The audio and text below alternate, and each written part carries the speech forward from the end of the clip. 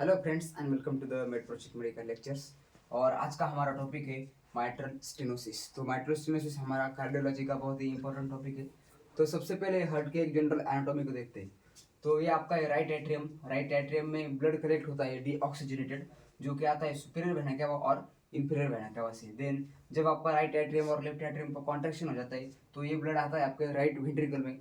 तो right ventricle से blood जाता है आपके लंग्स को। ये जो हमारी जो पल्मोनरी आर्टरीज है ये आपके ब्लड को कैरी करती है towards the lungs, and from the lungs your blood is collected into the left atrium, and when your upper heart get contract, then your blood comes into the left ventricle from the left atrium. तो क्या होता है, left atrium से आपका blood आता है left ventricle से। किसके थ्रू आता है? थ्रू आता है बाइकस्पीड वाल के थ्रू ब्लड आता है आपके लेफ्ट वेंट्रिकल में। देन जब आपका नीचे का हार्ट यानी कि जब आपके वेंट्रिकल्स कॉन्ट्रैक्ट होते हैं तो ये ब्लड आपका इजेक्ट होता है एओर्टा में, एंड देन पूरे सर्कुलेशन को जाता है ऑक्सीजनेटेड ब्लड। और ऑक्सीजनेटेड ब्लड फिर डीऑक्सीजनेटेड होकर आता है आपके इंफीरियर वेना के और सुपीरियर वेना के वैसे राइट एट्रियम में, और ऐसे आपकी जो कार्डियक साइकिल है वो स्टार्ट रहती है। तो आज का हमारा टॉपिक क्या है? माइट्रल स्टेनोसिस, यानी कि माइट्रल यानी क्या, जो हमारा माइट्रल वॉल रहता है उसको हम और नाम से क्या कहते हैं? बाइकस्पीड वॉल या फिर mitral valve. Mitral mitral valve जिसे जिसे हम क्या कहते हैं? बाइकस्पीड वॉल भी कभी कहते हैं। अभी हार्ट के दो इंपॉर्टेंट वॉल रहते हैं, राइट एट्रियम और राइट वेंट्रिकल्स के बीच का जो वॉल रहता है उसे हम क्या कहते हैं? Tricuspid wall. ट्राइकस्पिड यानी कि क्या? ट्राई यानी कि तीन, और कस्पिड यानी कि उसके जो कप्स रहते हैं उसके कितने कप्स रहते हैं? तीन। ये फर्स्ट, ये सेकंड और ये थर्ड, यानी कि जिस वॉल को थ्री डिप्लेट्स रहते हैं उसे हम क्या कहते हैं? Tricuspid wall. और ट्राइकस्पिड वॉल किसके बीच में रहता है? राइट एट्रियम के और राइट वेंट्रिकल्स के बीच में। देन आता है बाइकस्पिड वॉल। तो बाइकस्पिड वॉल किधर प्रेजेंट रहता है? इधर प्रेजेंट रहता है। किधर? लेफ्ट एट्रियम और लेफ्ट वेंट्रिकल के बीच में जो वॉल है उसे हम बाइकस्पिड वॉल कहते हैं। बाई यानी कि टू, यानी कि इसको कितने लिपलेट्स है? इसको टू लिपलेट्स है। आए समझ में? तो इसे हम बाइकस्पिड वॉल करिए। तो हम क्या देखने वाले? माइट्रल स्टेनोसिस यानी क्या? बाइकस्पिड वॉल का स्टेनोसिस हो जाना। अभी स्टेनोसिस यानी कि क्या कहते हैं? तो स्टेनोसिस का मीनिंग क्या होता है? स्टेनोसिस यानी कि क्या? नैरोइंग। स्टेनोसिस यानी क्या? नैरोइंग। नैरो यानी कि क्या? उसका जो पैसेज है वो पैसेज का जो डायमीटर है वो डायमीटर कम हो जाता है, उस चीज को हम क्या कहते हैं?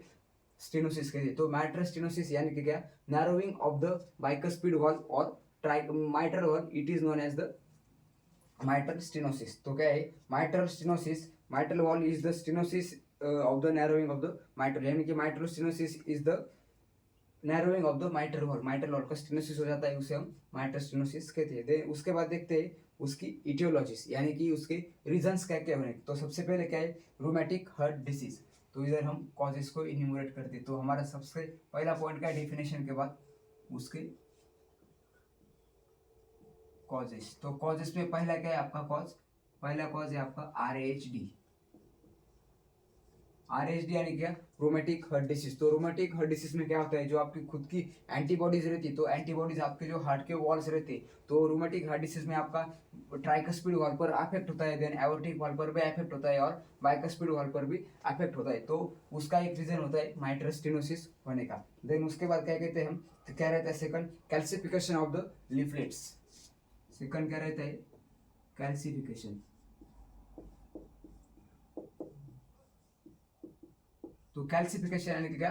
कैल्शियम के जो पार्टिकल्स है, तो कैल्शियम के पार्टिकल्स का अगर आपके बाइकस्पिड वॉल पर डिपोजिशन हो जाता है तो उस वजह से क्या होता है? आपके जो बाइकस्पिड वॉल की जो नॉर्मल मूवमेंट है वो नॉर्मल मूवमेंट रिस्ट्रिक्ट हो जाती है और उधर का जो ब्लड फ्लो रहता है वो इम्पेयर हो जाता है। उस कंडीशन को हम क्या कहते हैं? Calcification of the mitral valve. Then third one इसका है हमारा इन्फेक्टिव एंडोकार्डाइटिस। ये हमारा इन्फेक्शियस कॉजेस है, इसके हम जिसमें क्या देखते हैं हम? एंडोकार्डाइटिस। एंडो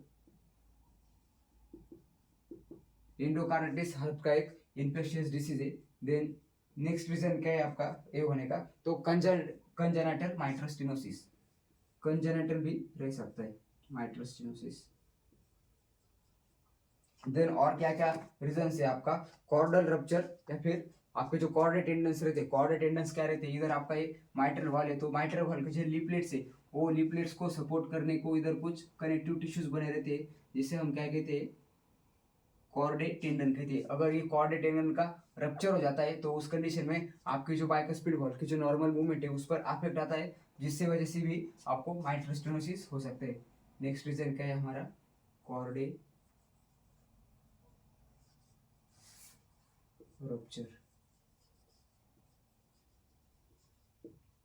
देन और क्या है हमारा, ट्रॉमा, किसी तरह का फिजिकल ट्रॉमा हो जाता है तो उस कंडीशन में भी बाइकुस्पिड वॉल्व का स्टेनोसिस हो जाता है। ओवर एज, जैसे जैसे आपका एज बढ़ता है तो माइट्रोस्टेनोसिस होने के चांसेस बढ़ते हैं, या फिर पेशेंट अल्कोहलिक है या फिर हाइपरटेंशन का पेशेंट है तो उस कंडीशन में भी माइट्रोस्टेनोसिस हो सकता है। So this all are the reasons for the causes और उसे हम क्या कहते हैं, etiologies for the mitral stenosis. Then उसके बाद हम क्या देखते हैं, उसका पैथोफिजियोलॉजी देखते हैं, यानी कि माइट्रल स्टेनोसिस कैसे होता है। तो उसका पैथोफिजियोलॉजी में सबसे पहला पॉइंट क्या है, due to the aetiological factors, यानी कि ये जो सारे इटियोलॉजिकल फैक्टर्स है, ये इटियोलॉजिकल फैक्टर्स की वजह से क्या होता है, impairment in the working of wall. ये जो आपकी जो वॉल की जो वर्किंग है उस पर इम्पेयरमेंट आता है या फिर उसका फंक्शन इम्पेयर हो जाता है, जिसकी वजह से क्या होता है, कैल्सिफिकेशन ऑफ वॉल और नैरोइंग, यानी कि वॉल का कैल्सिफिकेशन हो जाता है और वॉल आपका नैरो हो जाता है। जब आपका वॉल नैरो होता है तो क्या होता है, लेफ्ट एट्रियम से जो नॉर्मली ब्लड आपका लेफ्ट वेंट्रिकल में जा रहा है तो उसमें इम्पेयरमेंट आ जाता है।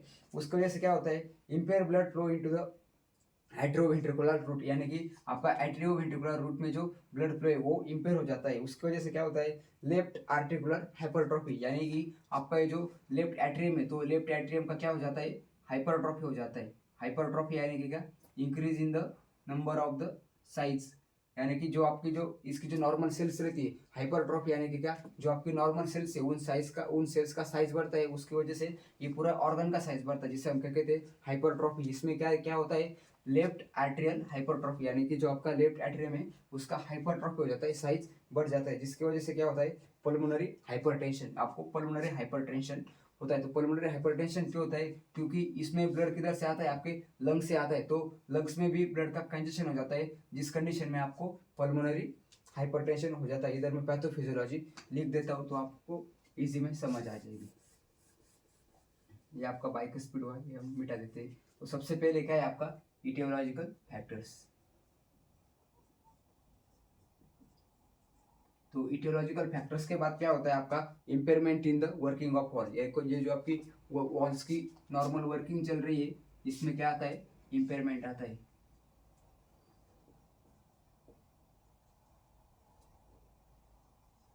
Impairment in valve function. तो उसके बाद क्या होता है आपका, impair blood flow into the left atrioventricular route, यानी कि आपका लेफ्ट एट्रियोवेंट्रिकुलर रूट में ब्लड का जो नॉर्मल फ्लो रहता है वो इम्पेयर हो जाता है। क्या, इम्पेयर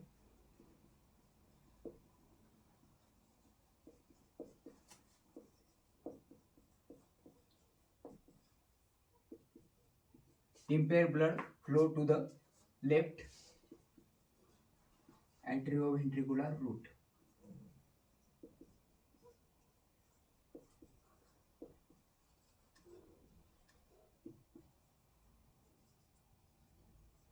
देन नेक्स्ट क्या आता है आपका, लेफ्ट एट्रियल हाइपरट्रॉफी, यानी कि जो आपका लेफ्ट एट्रियम है उसका क्या हो जाता है, हाइपरट्रॉफी। लेफ्ट, क्योंकि उस पर ब्लड का प्रेशर बढ़ता है तो उस वजह से उसका हाइपरट्रॉफी हो जाता है। Left atrium hypertrophy.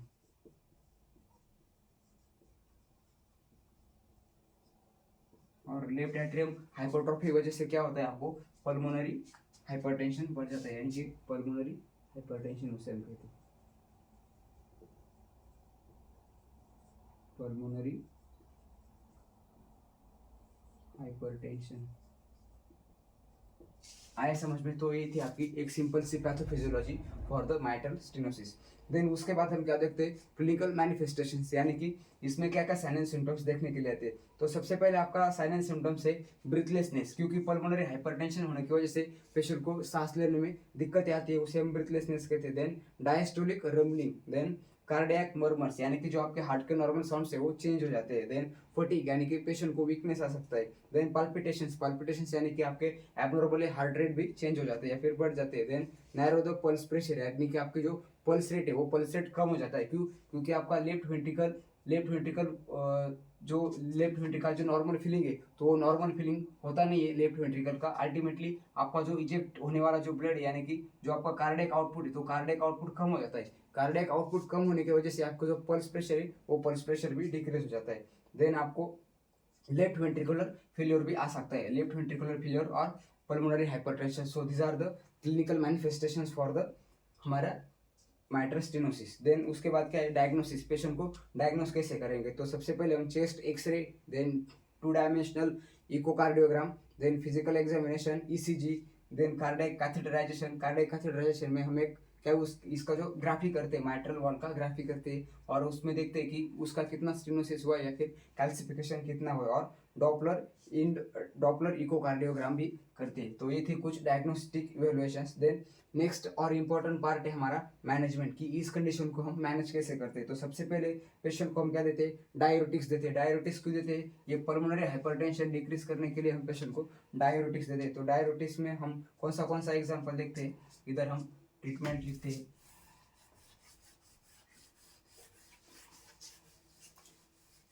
क्या लिखते हैं इधर, हमारा ट्रीटमेंट। तो ट्रीटमेंट में हम सबसे पहले आपको कौन सा मैनेजमेंट देखेंगे, मेडिकल मैनेजमेंट। तो मेडिकल मैनेजमेंट में हम फर्स्ट ड्रग क्या देते हैं पेशेंट को, डायूरेटिक्स।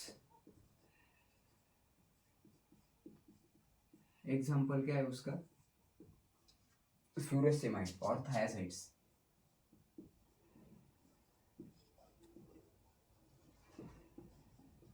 तो डायरेटिक्स क्या करते हैं, आपका जो यूरिन का वॉल्यूम है, यूरिन का वॉल्यूम बढ़ा देते हैं। अल्टीमेटली आपका जो ब्लड प्रेशर है और फिर आपका बॉडी का जो फ्लूइड वॉल्यूम है वो कम हो जाते हैं, और आपका पल्मोनरी हाइपरटेंशन रिड्यूस होने में चांसेस, यानी कि पल्मोनरी हाइपरटेंशन भी रिड्यूस हो जाता है, और आपका जो लेफ्ट एट्रियम में जो प्रेशर बढ़ता है, वो लेफ्ट एट्रियम का प्रेशर भी कम करता है। देन सेकंड वन क्या है, हम एंटीकोएगुलेंट्स देते हैं। तो एंटीकोएगुलेंट्स में आपका क्या आता है, हेपारिन आता है, बी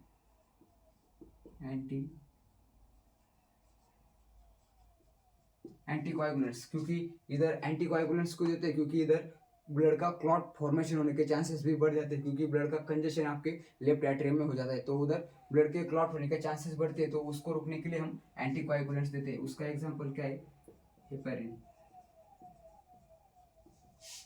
देन थर्ड वन का है आपके जो बीटा ब्लॉकर्स और कैल्शियम चैनल ब्लॉकर्स देते हैं, बीटा ब्लॉकर्स।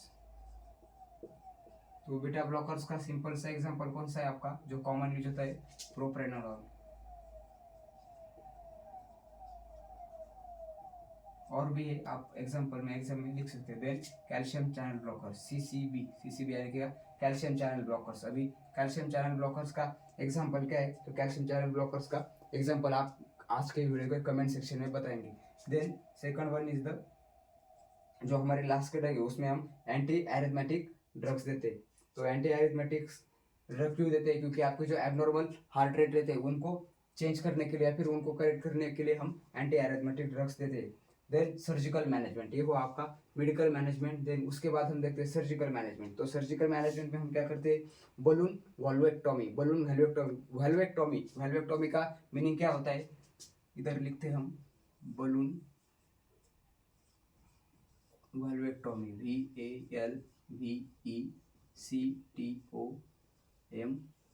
VALVECTOM, वॉल्वेक्टोमी। तो वॉल्वेक्टोमी, valve is related to your mitral valve and tommy is related to your change in the, to make the artificial change, उसे हम क्या कहते हैं, टॉमी कहते हैं।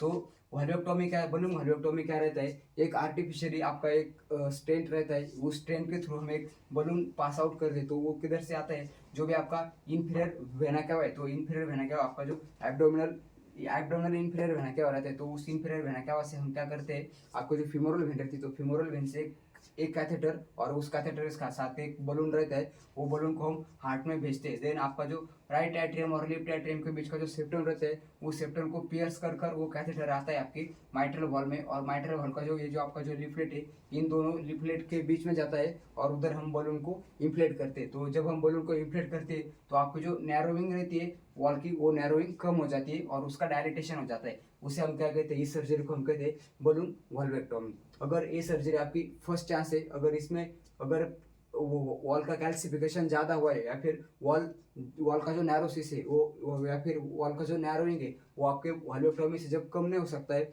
तो इसे तो ऐसे पेशेंट को सर्जरी क्या कहते हैं, ओपन हार्ट सर्जरी करने के लिए बोलते हैं। तो ओपन हार्ट सर्जरी में क्या करते हैं, इधर के जो कैल्शियम डिपोजिशन है वो कैल्शियम डिपोजिशन को निकाल लेते हैं। तो दो टाइप की सर्जरी रहती है, एक रहती है बलून वल्वेक्टोमी सर्जरी एंड सेकंड क्या रहती है, तो आपकी ओपन हार्ट सर्जरी रहती है। और लास्ट में जो एक ओपन हार्ट सर्जरी में और एक करते हैं MVR।